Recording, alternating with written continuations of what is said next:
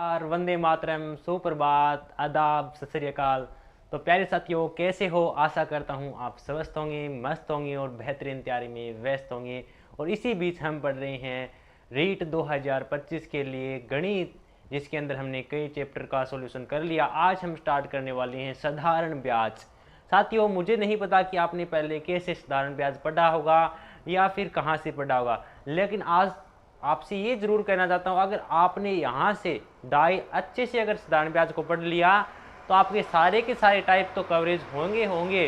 और साथ में उसके बाद आपको जो साधारण ब्याज का चैप्टर है उसके अंदर कभी भी आपको कन्फ्यूजन नहीं रहने वाला है। आपको इस तरीके से आपको समझाने वाला हूँ कि आज के बाद साधारण ब्याज का जैसे ही नाम लिया जाएगा तो आप कहेंगे कि इसके तो कौन सा भी क्वेश्चन दे दो हम हल कर देंगे। तो साथियों, ऐसी उम्मीद मैं आपसे भी करता हूं कि जैसा मैं आपको 100% दूंगा तो आप भी अपना 100% दीजिएगा। और वादा करता हूं कि लास्ट में आप खुद कहेंगे सर वास्तव में मजा आ गया। तो चलिए साथियों, स्टार्ट करते हैं आज का टॉपिक साधारण ब्याज।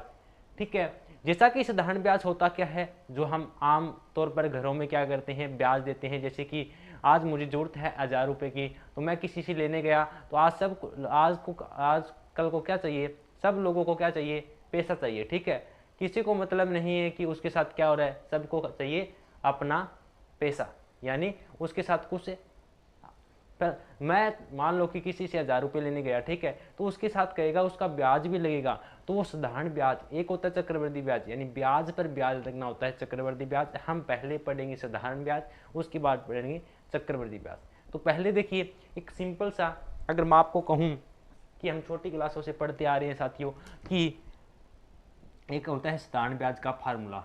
ठीक है, साधारण ब्याज, साधारण ब्याज जिसे बोलते हैं SI, सिंपल इंटरेस्ट इंग्लिश में। ठीक है, एक फार्मूला पढ़ा आपने, P into R into T upon 100, यानी अब देखिए P into R into T upon 100, ये सिंपल सा फार्मूला है, आप पढ़ते आ रहे हैं। अगर मैं बात करूं साथियों कि P क्या है, तो आप कहेंगे कि सर P तो क्या है, मूलधन है। याद रखना साथियों, मूलधन वो होता है जिसकी हम, जो मूल पैसा होता है, यानी जिसको हम ब्याज पर लेते हैं।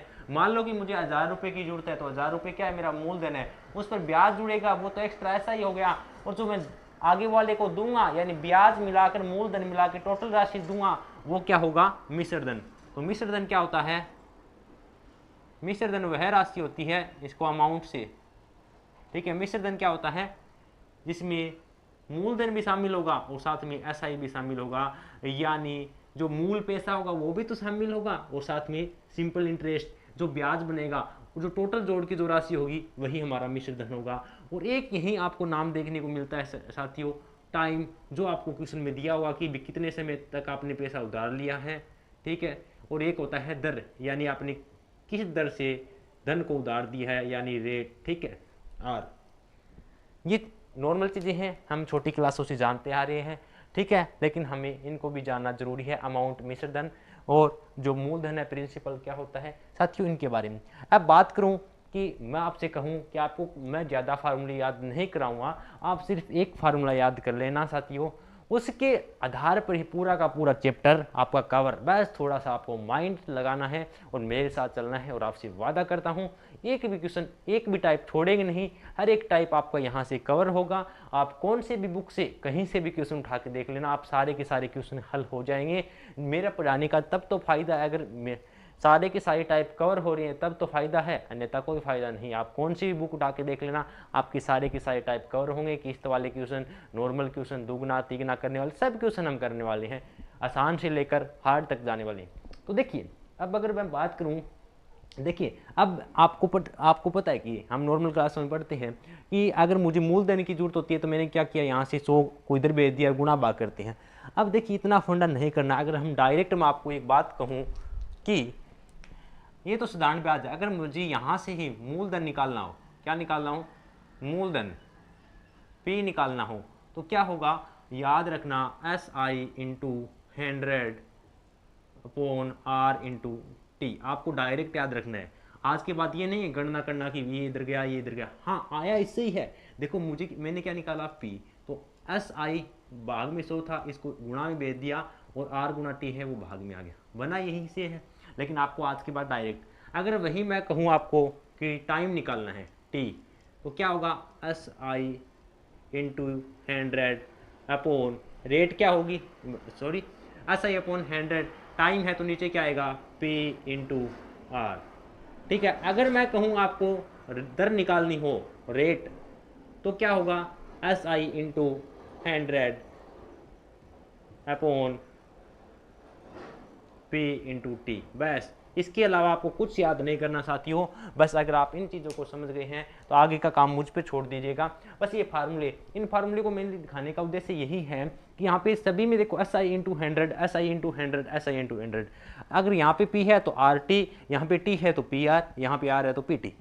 ओके, क्योंकि अगर डायरेक्ट हम निकालें तो वहाँ हमारा दिमाग नहीं घूमे और हम डायरेक्ट क्या करें, क्वेश्चन को हल करें। आई होप कि आप इतनी चीज़ को समझ गए होंगे। तो चलिए देखिए नॉर्मल क्वेश्चन से स्टार्ट करते हैं, नॉर्मल ही क्वेश्चन से स्टार्ट करते हैं साथियों। जैसे कि एक सिंपल क्वेश्चन आपके लिए मैं कहूं 1200 रुपये का 10% 10% की दर से 4 वर्ष का एस आई होगा। एस आई का मतलब सिंपल इंटरेस्ट याद करना है कि भाई 1200 रुपये आपने उधार लिया और 10% की दर से और 4 वर्ष का सिंपल इंटरेस्ट बताना है साथियों। बिल्कुल आसान क्वेश्चन है। देखिए ये सिर्फ आपको समझाने के लिए है, नॉर्मल क्वेश्चन से लेके चल रहे हैं। तो देखिए आपको पता है, हम जानते हैं एस आई का फार्मूला क्या होता है, P into R into T upon 100। P यानी प्रिंसिपल कितना है, देखो जो मूलधन आपने जो धन लिया उसी प्रिंसिपल बोला है, इसलिए मैं आपसे पहले बता के आया हूँ पी कितना है 1200 इंटू रेट कितनी है, दर कितनी दी है, किस दर से आपने धन उधार लिया है वही आपकी क्या होगी रेट, और टाइम आपको यहाँ से 4 वर्ष दिया ही है, तो रेट कितनी है 10% और टाइम है आपका 4% और अपॉन में 100। ठीक है, 2 जीरो से 2 जीरो, 10 चौके 40, ठीक है, और 12 चौके 48, ठीक है, तो 480 रुपये आ गया। कितना आ गया, यानी 480 रुपये आपका जो ब्याज हो जाएगा। ठीक है साथियों, इस तरीके से आपको क्वेश्चन को हल करना है। आई होप कि ये नॉर्मल क्वेश्चन था, आप समझ गए, लेकिन आपको ये क्वेश्चन इसलिए समझाया क्योंकि आपको दर टाइम, और कोई छात्र नए नए निकल के आए हैं तो उनको नहीं मालूम है, तो उनके लिए, जिन छात्रों को पता है उनके लिए आपका रिवीजन हो गया। चलिए अब थोड़ा आगे चलते हैं और जानते हैं और भी क्वेश्चनों को। चलिए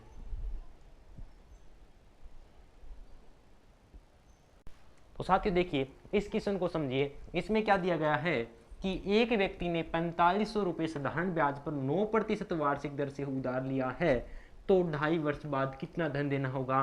तो साथियों आपको क्वेश्चन को बिल्कुल अच्छे से पढ़ना है, पहले पढ़ने के बाद तुरंत उसका आपको क्या करना है, आंसर निकालना है। इसने कहा एक व्यक्ति ने 4500 रुपये, यानी 4500 रुपये आपका क्या है, मूलधन है।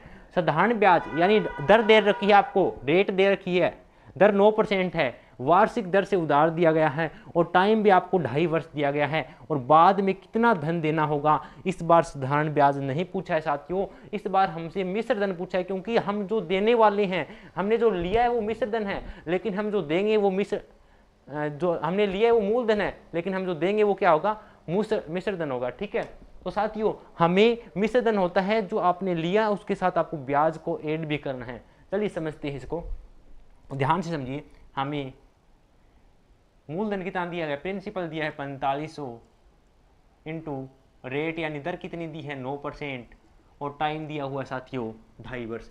2.5 वर्ष को क्या लिख सकता हूँ मैं, 2 दूनी 4 और 1 5। देखो इसको इससे गुणा करना है, 2 दूनी 4 और 1 5/2। ठीक है, अब हम जानते हैं सिंपल इंटरेस्ट का फार्मूला, पी यानी 4500 गुणा रेट का मान 9% और टाइम का मान 5/2, और साथ में क्या है 100। 2 जीरो से 2 जीरो, ठीक है, 2 जीरो से 2 जीरो। अब देखिए 9/45 आपको क्या करना है, 45 को 45 से गुणा करना है, उसमें 2 का भाग देना है। क्या आएगा, 45 को 45 से गुणा करके और उसमें 2 का भाग देना है। तो साथियों 45 को 45 से गुणा करेंगे तो क्या आएगा, जल्दी से फटाक 45 को 45 से गुणा करो, क्या आएगा, 25 और 5 20 और 4 पंजे 20, तो यहाँ से आएगा आपका 2025, ठीक है। गुना करके देख लेना कहीं मिस्टेक हो तो। और इसमें 2 का भाग देंगे तो क्या आएगा, 2 एकम 2, 0, 2 एकम 2, 2 दूनी 4, 2 पंजा 10, कितना आएगा 1012.5 आएगा। ये आपका क्या निकल के आ गया, यहाँ से ऐसा ही निकल के आ गया साथियों। अगर सिंपल इंटरेस्ट 1012.5 है, अगर हमसे पूछा जाता साधारण ब्याज तो हमारा आंसर ये होता, लेकिन इसने क्या पूछा है, इसने पूछा है कि आपको कितना धन देना पड़ेगा। ये तो साथियों ब्याज है, आपने लिया कितना था 4500 रुपये, उसके ऊपर ब्याज कितना हो गया 1012.5 रुपये का आपका ब्याज हो गया। तो हमें टोटल कितना देना पड़ेगा, यानी मूलधन में आपको जो ब्याज जोड़ना पड़ेगा, तो आपका मिश्र धन होगा, यानी 4500 प्लस 1012.5 कितना आएगा साथियों 5512.5 रुपये आपका क्या हो जाएगा मिश्र धन जो आपको देना पड़ेगा। और यही हमसे क्वेश्चन में पूछा गया है। आई होप कि आपको समझ में आ रहा होगा, ठीक है। चलिए नेक्स्ट क्वेश्चन को देखते हैं। तो साथियों इस क्वेश्चन को देखिए, इसमें क्या दिया गया है कि जो आपका 1400 रुपये है उसका 5% वार्षिक दर से 219 दिन का आपको अस्थायी यानी साधारण ब्याज बताना है साथियों। 219 दिन का साधारण ब्याज बताना है, ठीक है क्वेश्चन ये जी। मूलधन दिया गया आपको, दर दी गई है, टाइम आपको दिया गया है, सूत्र आपके पास है, बस थोड़ा सा आपको दिमाग की जरूरत है, कहीं जरूरत है तो दिमाग की जरूरत। देखिए साथियों एसआई कैसे निकालते हैं, मूलधन कितना दिया गया है 1400 रुपये, दर कितनी दी गई है 5%, गुणा टाइम कितना दिया गया है 219। याद रखना जो दर है वो वार्षिक दी गई है साथियों। अगर आपकी दर वार्षिक है तो आपको समय को भी वार्षिक बनाना पड़ेगा, याद रखना। या फिर दिन, या फिर आपका जो समय है वो दिन में है तो जो आपकी दर है उसको भी क्या बनाना पड़ेगा दिनों में, ठीक है। लेकिन ये थोड़ा कठिन होगा आपको। अगर दर वार्षिक में दी गई है तो समय को भी आपको क्या बनाना पड़ेगा, वार्षिक में बनाना पड़ेगा। वार्षिक का मतलब 1 साल, समय 1 साल के अंदर या फिर 1 साल 2 साल इसके रूप का होना चाहिए, लेकिन हमारे पास तो दिनों के अंदर आ गया। तो क्या करें, अब कुछ नहीं करना है, आपको पता होना चाहिए 1 साल में कितने दिन होते हैं, 365 दिन होते हैं साथियों। कितने दिन होते हैं 365। अगर 219 में मैं 365 का भाग दे दूं तो क्या ये वार्षिक नहीं बन गया, यानी 1 साल का ब्याज आ गया, ठीक है। ये साल में बदल गया और नीचे क्या है 100। बस इसी चीज़ का आपको ध्यान रखना है कि जब आपको दिन दिए हो उसमें आपको 365 यानी 1 साल के अंदर 365 दिन होते हैं, उसका भाग देकर आपको उसके किस में रूपांतरण कर देना है, आपको वार्षिक में यानी साल के अंदर बदल देना है। उसके बाद आपको आंसर निकाल देना है, ठीक है। तो साथियों निकाल दो, 2 जीरो से 2 जीरो, इसको काट दो, क्या आएगा, ये 3 से कटेगा और ये भी 3 से कटेगा, ठीक है। और फिर क्या 14 3 3 है 9, और यहाँ से आएगा 14 पंजा 70 गुणा 3/3, यानी 3 से 3 कट गया, ठीक है, और 70 आ गया। तो आंसर क्या आ जाएगा 70। इस तरीके से आपको करना है साथियों। आई होप ये आपको समझ में आ गया, ठीक है। आपको कुछ नहीं, बस आपको समय को वार्षिक में बदलना था, वर्षों में बदलना था। चलिए नेक्स्ट क्वेश्चन देखते हैं, इसी तरह समय का क्वेश्चन और देखते हैं। तो साथियों इस क्वेश्चन को देखो ध्यान से।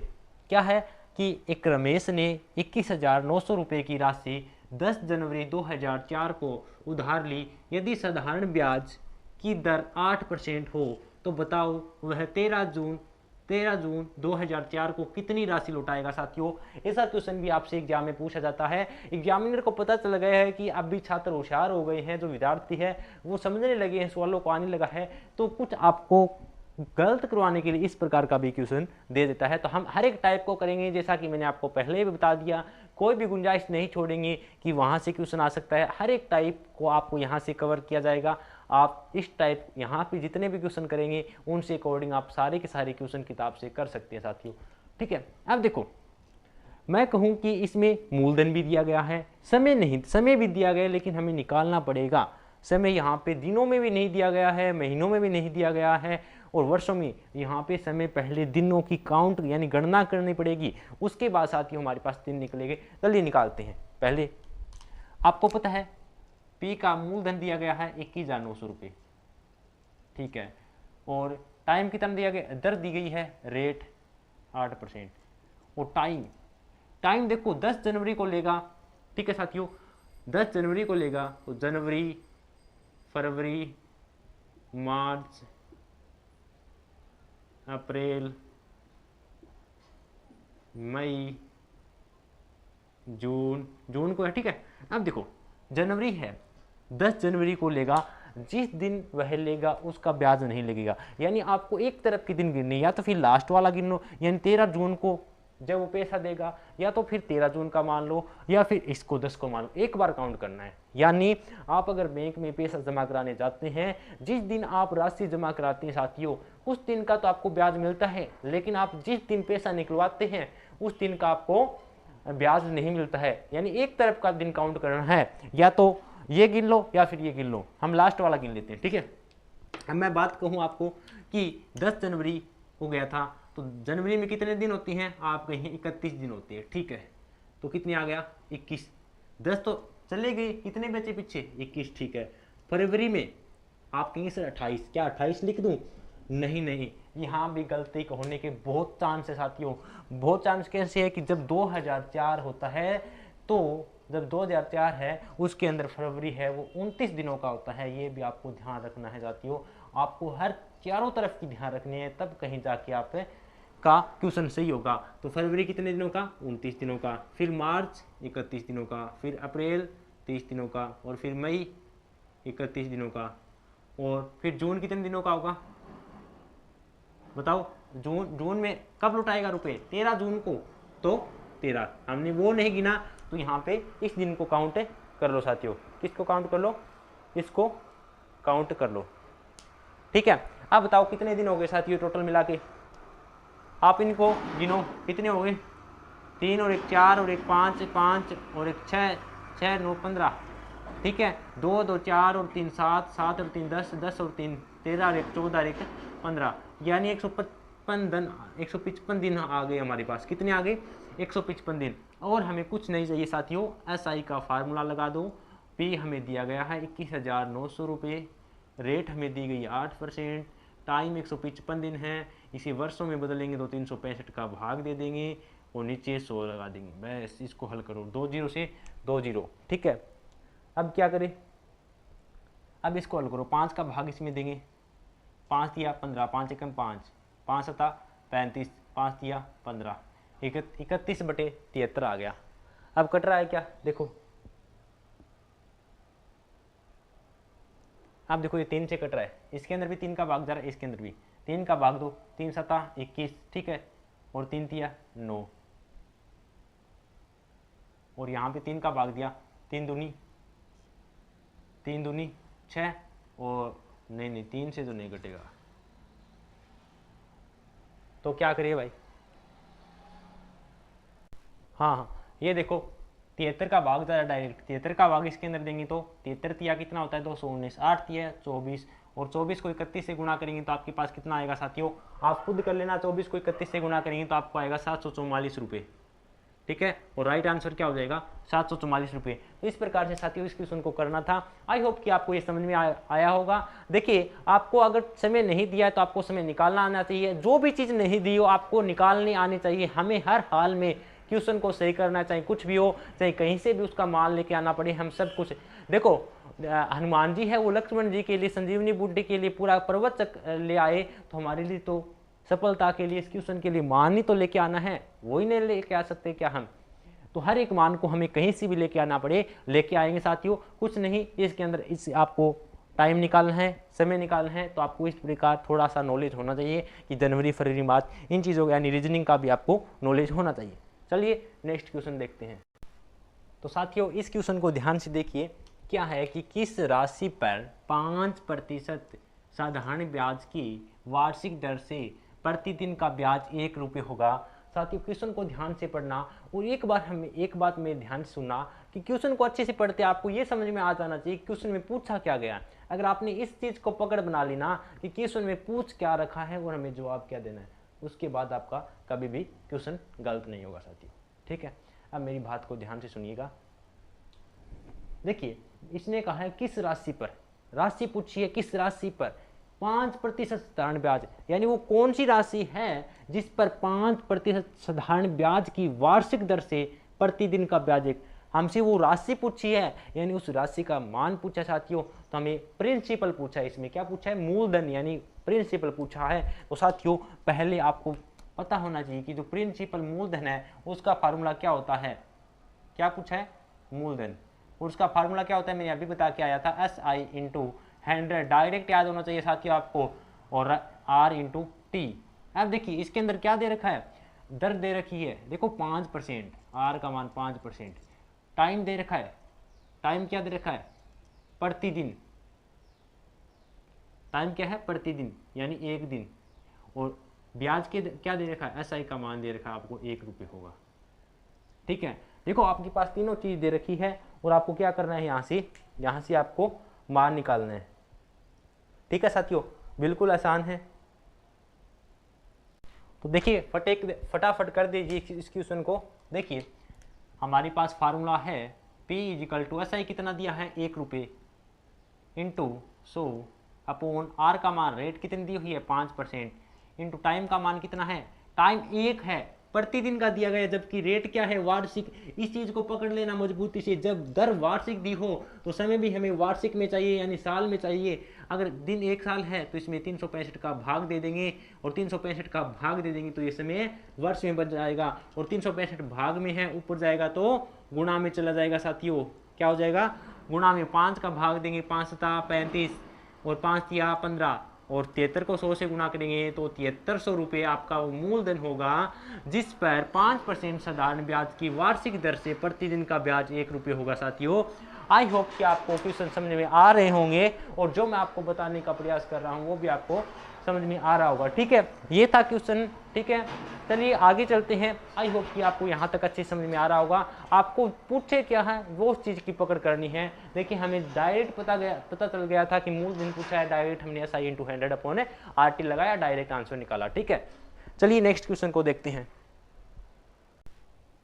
तो साथियों इस क्वेश्चन को देखो, कितने वर्षों में 12% वार्षिक दर से 3000 का 4080 बन जाएगा। यानी इस क्वेश्चन में मैंने कहा आपकी पकड़ होनी चाहिए, क्वेश्चन को अच्छे से पढ़ो, चाहे 2 बार पढ़ो। इसने कहा है कितने वर्षों में। सबसे पहली बात यहाँ से एक बात समझ गई कि कितने वर्षों में, इस नाम को पकड़ो कि यहाँ से हमें टाइम पूछा है, समय पूछा है, कितने वर्षों में। ठीक है, 12% वार्षिक दर से 3000 रुपये, यानी जो 3000 रुपये मूलधन है उसका 4080 रुपये बन जाएगा। यानी जो आपका मूलधन है 3000 रुपये, प्रिंसिपल है, उसका 4080 रुपये बन जाएगा। तो इसमें हमें समय पूछा है, तो आपको पता होना चाहिए तो आपका मूलधन है, और ये क्या है, यानी बन जाएगा, ये टोटल अमाउंट दी हुई साथियों, मिश्र धन दिया गया है, यानी इसके अंदर आपका प्रिंसिपल भी छिपा हुआ है और इसके अंदर आपका ब्याज भी छिपा हुआ है। अगर आप यहाँ से देखिए, अगर निकालना चाहिए, मैं कहूँ कि 4080 है, इसके अंदर आपका एक प्रिंसिपल भी छिपा हुआ है और एक साधारण ब्याज भी छिपा हुआ है। ठीक है, प्रिंसिपल और साधारण ब्याज दोनों छिपे हुए हैं साथियों, दोनों छिपे हुए, साधारण ब्याज भी है, प्रिंसिपल भी है, क्योंकि अमाउंट है। मिश्र धन वह होता है जो मूलधन और ब्याज के जुड़ने के बाद आता है। तो मैं कहूँ कि मूलधन अगर आपको यहाँ से, यानी P प्लस SI दोनों के बराबर है 4080, लेकिन हमें 3000 दिया गया है, यानी अगर इसके अंदर से मैं 3000 को घटाऊंगा तो क्या ब्याज मिलेगा? क्या ब्याज मिलेगा? सही बोल रहा हूँ साथियों। देखो 4080 में से अगर मैं 3000 को घटाता हूँ तो क्या मिलेगा? 1080 रुपये, और जो क्या होगा? ब्याज। यानी हमें पता है मूलधन तो कितना दिया गया है? 3000, हमें पता है मिश्र धन 4080 है। अगर आप मिश्र धन में से अगर मूलधन के हटाते हैं तो आपके पास ब्याज बचता है। क्या बचता है साथियों? आपके पास ब्याज। आई होप कि आप समझ गए। अब देखिए आपके पास ब्याज आ गया, SI का मान आ गया आपके पास 1080, SI आ गया आपके पास, रेट आपको दी गई है 12%। ठीक है, P का मान आपको दिया गया है 3000, और आपको क्या चाहिए? आपको पूछा क्या है? टाइम। वो टाइम पूछा है, डायरेक्ट आपको फार्मूला याद होना चाहिए, SI into 100 upon P into R। तो देखिए साथियों SI का मान कितना है? 1080 इंटू 100, प्रिंसिपल कितना आपका? 3000 और 12। ठीक है, रेट दी हुई आपको 12। अब देखिए 2 जीरो से 2 जीरो और 1 जीरो से 1 जीरो, 12 निमा 108, और 3 से काटेंगे 3 तिया 9 यानी 3 वर्ष। टाइम निकल के आ गया आपका 3 वर्ष। तो राइट आंसर क्या हो जाएगा साथियों आपका 3 वर्ष। इस तरीके से क्वेश्चन को करना है। इसमें समझने वाली की बात एक ही है, आप क्वेश्चन को देखते ही घबरा जाते हैं। आपको ये कभी भी नहीं करना, आपको ये मान के चलना है कि मुझे क्वेश्चन आ रहा है, मुझे कितने भी हार्ड क्वेश्चन दे दे मैं करूँगा, मेरे में इतनी क्षमता है कि मैं इस क्वेश्चन को करूँगा। ठीक है, 12% आपको जो भी दिया हो, आपको यहाँ से ब्याज मिले, जो भी आपका, अगर क्वेश्चन को अच्छे से पढ़ेंगे ना, आपका दिमाग खुद बोल देगा कि इसमें क्या करना है। ठीक है, आपको पहली बात तो घबराना बिल्कुल भी नहीं है। क्या नहीं करना है? घबराना नहीं है। ठीक है, उसके बाद आपको यहाँ पे ये देखना है कि जो मिश्र धन है उसके अंदर प्रिंसिपल भी और मूलधन दोनों से मिलकर बनता है, यानी जो हम देते हैं वो क्या होता है, हमारा मिश्र धन होता है, और जो हम लेते हैं वो मूलधन होता है। उसके साथ हम ब्याज मिलाकर देते हैं आगे वाले को, तो इसके अंदर प्रिंसिपल और मूलधन, तो प्रिंसिपल और एसआई दोनों छिपा होता है साथियों। तो चलिए नेक्स्ट क्वेश्चन को देखते हैं।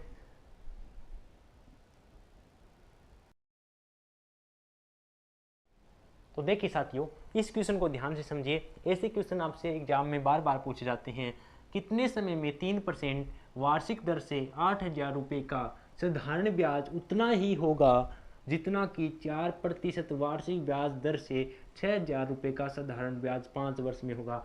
साथियों, ये सवाल आप हल भी करते हैं और आपसे हल भी हो जाते हैं, लेकिन जब आप परीक्षा के समय देखते हैं तो वहाँ पे आपको क्या होता है, आप नहीं कर पाते हैं। ऐसा किस कारण होता है? ऐसा आप इस कारण होता है कि जब आप इनको क्वेश्चन करते हैं तो एक बार तो जैसे समझाते हैं उसके बाद अकॉर्डिंग आपके दिमाग में रखा हुआ मिलता है, लेकिन कुछ समय बाद आप भूल जाते हैं। भूलते किस कारण है? कि आप क्वेश्चन को सही से पकड़ नहीं करते क्वेश्चन की। अगर जिस दिन आपने क्वेश्चन की सही पकड़ मजबूत बना ली, उस दिन आप क्वेश्चन को कभी भी गलत नहीं करोगे।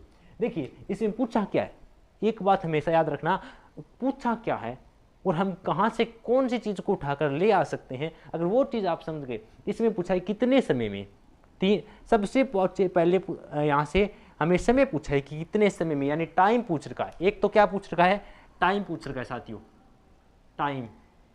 ठीक है, कितने समय में 3% वार्षिक दर से, ठीक है, यानी रेट भी दे रखी हमें 3, वो टाइम 8,000 रुपये का, यानी प्रिंसिपल भी दिया हुआ है 8,000 रुपये। ठीक है, का एसआई ब्याज उतना ही होगा। कितना होगा हमें नहीं मालूम, एसआई ब्याज कितना होगा, जितना उतना ही होगा जितना कि 4% वार्षिक ब्याज की दर से 6,000 रुपये का साधारण ब्याज 5 वर्ष में होगा। साथियों, इसने कहा कि इसका साधारण ब्याज उतना ही होगा। कितना होगा? उतना ही होगा जितना कि 4% वार्षिक ब्याज की दर से 6,000 रुपये का साधारण ब्याज 5 वर्ष में होगा। साथियों, अगर आपको यहाँ से देखिए दर मिल गई, प्रिंसिपल मिल गई, आपको अगर टाइम निकालना है तो आपको एक चीज़ और लानी होगी, वो होगा आपको अगर एसआई, अगर आपको एसआई यानी साधारण ब्याज मिल जाए, साधारण ब्याज अगर आपको पता चल जाए तो आप यहाँ से टाइम निकाल सकते हैं। क्या निकाल सकते हैं? टाइम निकाल सकते हैं। तो टाइम तो इसमें साधारण ब्याज तो दिया हुआ है, साधारण ब्याज कहाँ दे रखा है, ध्यान से देखोगे तो आपको दिखेगा साधारण ब्याज उतना ही है, उतना ही होगा। कितना होगा? जितना कि 4% वार्षिक ब्याज की दर से 6,000 रुपये का साधारण ब्याज 5 वर्ष में। तो पहले हम यहाँ से एसआई निकाल लेंगे, इसको हल नहीं करेंगे, पहले इसको हल नहीं करेंगे, पहले इसको हल करेंगे, क्योंकि यहाँ से हमें एसआई मिलने वाला है। तो आपकी पहुँच होनी चाहिए कि हमें एसआई लेके आना है। क्या लेके आना है? एसआई लेके आना है, एसआई लेके आना है साथियों। तो पहले देखो 4% वार्षिक से 6,000 रुपये का साधारण ब्याज निकालना है, तो एसआई इजिकल टू मूलधन कितना है? 6,000 रुपये। ये नहीं गिना एक बार, ठीक है, ये तो दूसरी शर्त है, पहले इस पर आ गए हम। ठीक है, 6,000 रुपये का 4% वार्षिक दर से 5 वर्ष में मूल जो ऐसा ही है कितना होगा? 20 से 20, 4 पंजा 20, 20 का 120, 1,200 रुपये होगा। यहाँ से हमें क्या मिल गया साथियों? एसआई मिल गया 1,200 रुपये। अगर आप ध्यान से देखोगे तो इसने यही बात कही है कि इसका जो साधारण ब्याज है वो उतना ही होगा जितना कि 4% वार्षिक ब्याज की दर से 6,000 रुपये का साधारण ब्याज 5 वर्ष में होगा। साधारण ब्याज कितना होगा 5 वर्ष में? 1,200 रुपये। तो यहाँ से जो एसआई मिला है वो इसका एसआई मिला है साथियों। अब हमें जिसकी जरूरत थी वो मिल गया 1,200। अब हम टाइम निकाल सकते हैं। क्या निकाल सकते हैं? टाइम। तो अब देखिए, अब हमें क्या निकालना है? टाइम। और टाइम का फार्मूला क्या होता है? SI into 100 upon P into R. SI कितना आपको अभी निकाल के आए हैं? 1,200 रुपये इंटू 100 और प्रिंसिपल कितना दिया है 8000 इंटू जो आपका दर है, दर कितनी दी हुई है 3 वर्ष, ठीक है। 2 जीरो से 2 जीरो, 1 जीरो से इसको उड़ा दिया और 3 चौके 12, 4 दूनी 8, 2 पंजा 10, कितना आ गया 5 वर्ष साथियों, 5 वर्ष। कैसे निकाटा, ध्यान से देखो, 2 जीरो से 2 जीरो उड़ा दी, 1 जीरो से 1 जीरो उड़ा दी, यहाँ से 3 का भाग दिया तो 4 आया 12 के अंदर, और 4 का भाग 8 के अंदर दिया 2 आया, 2 का भाग इसके अंदर दिया 5 आया, तो टाइम आ गया साथियों 5 वर्ष। और टाइम निकालना था, बिल्कुल आसान क्वेश्चन था, लेकिन अगर आप क्वेश्चन को अच्छे से नहीं पढ़ते तो क्वेश्चन गलत हो जाता, ठीक है। अगर हम सही क्रमवाइज चलते हैं तो हमारा कभी भी क्वेश्चन गलत नहीं होता, लेकिन हम उत्सुक हो जाते हैं, एक्साइटमेंट हो जाते हैं और आते हुए क्वेश्चन को गलत कर बैठते हैं। ऐसा कभी भी नहीं करना है। आपको ज़्यादा अपने ऊपर इतना एक्साइटमेंट भी नहीं होना है कि जिस क्वेश्चन आ गई मैं कर दूंगा, ऐसा कभी नहीं करना है। मैंने कई बार देखा है कि बच्चों को आते हुए पेपर भी गलत कर बैठते हैं और सक्सेस से कई दूर भाग जाते हैं, ठीक है। ऐसा आपको नहीं करना साथियों, क्योंकि वह जो एग्ज़ाम जिसमें आप बैठे हैं वो आपका भविष्य बताएगा, वो भविष्य निर्धारित करेगा, और उस भविष्य को लेकर इतना आपको एक्साइटमेंट नहीं होना है कि आप इतनी उत्सुकता में सारे के सारे क्वेश्चन गलत कर बैठे। ऐसा आपको कभी भी नहीं करना है, ठीक है। आपको अपने आत्मविश्वास को बनाए रखना है और उसके अकॉर्डिंग आपको हल करना है। साथियों, कैसी लगी क्लास जरूर बताना। जो नेक्स्ट वाली क्लास है उसके अंदर हम सभी क्वेश्चन करने वाले हैं, दुगनी हो जाए, कितने समय में दुगने तिगने राशि, ठीक है, या फिर किस्त वाले क्वेश्चन, जितने भी टाइप बचते हैं मैं सारे के सारे टाइप आपको यहाँ पे कराने वाला हूँ, ठीक है साथियों।